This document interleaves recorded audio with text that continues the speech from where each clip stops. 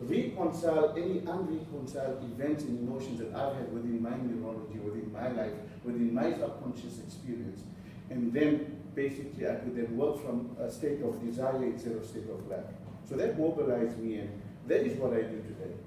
I simply ask all of my clients, whoever I speak to, whoever I coach, why did I create this? Why did I attract this?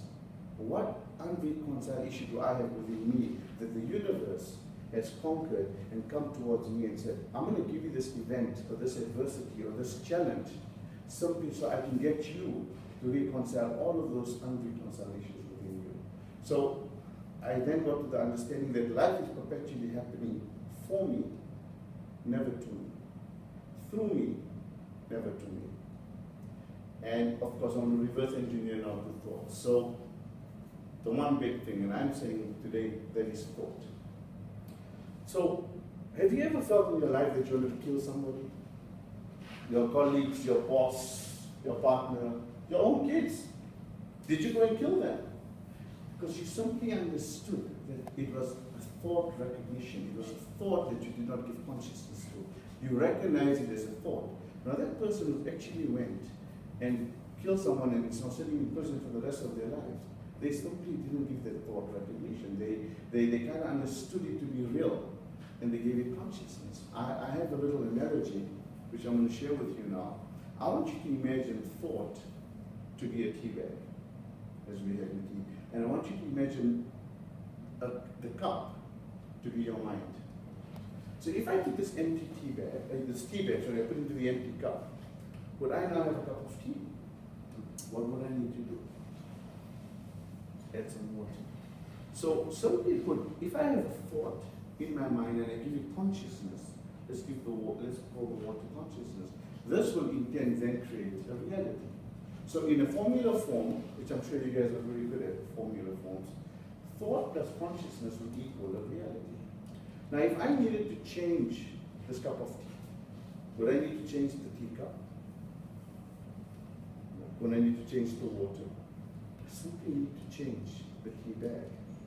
So if I put a new tea bag, a new tea flavor bag into the cup, I'll create a new brew of tea. So new thought plus consciousness must then equal a new reality. So thought plus consciousness equals reality. A new thought plus consciousness would equal a new reality. You see, there isn't a single thought that doesn't make a representation in the mind. And there isn't a single representation in the mind that doesn't make a representation in the body. And there isn't a single representation in the body that doesn't give off vibration. And there isn't a single vibration that we give off that doesn't receive an experience. And what we need to do is, once we become mindful of thinking and what we think about, because we all these bundles of energy, and every day we are attracting energy, every day we are attracting thought, every day we are attracting information. Some say that up to 50 or 60,000 thoughts a day is what we attract. And we can decide how we're going to expand this bundle of energy simply through our thought process. I mean, if you wanted to create a world-class end product, if you wanted to manufacture something, if you wanted to get the best out of this strategy session, what we pack out doesn't really matter, it's what we pack in that matters. So if you wanted to create a world-class product, you know, all you need to do is two simple things. One, you need to pack in the right raw material. And two, you need to create the right process to process this raw material in order to create the world-class product. Similarly, in your strategy session, all that matters is what we pack in. What we pack out is quite simply automated. I hope that's making sense to you. So we don't experience the world. We just experience our thoughts. The mind is not a recording camera that records events as they happen. The mind is a paintbrush.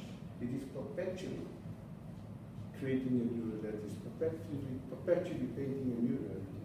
You know, one of the things we do in coaching is we do clearance of phobias. We fix people with phobias. A lifelong phobia we can cure in under 30 minutes just by creating a new representation.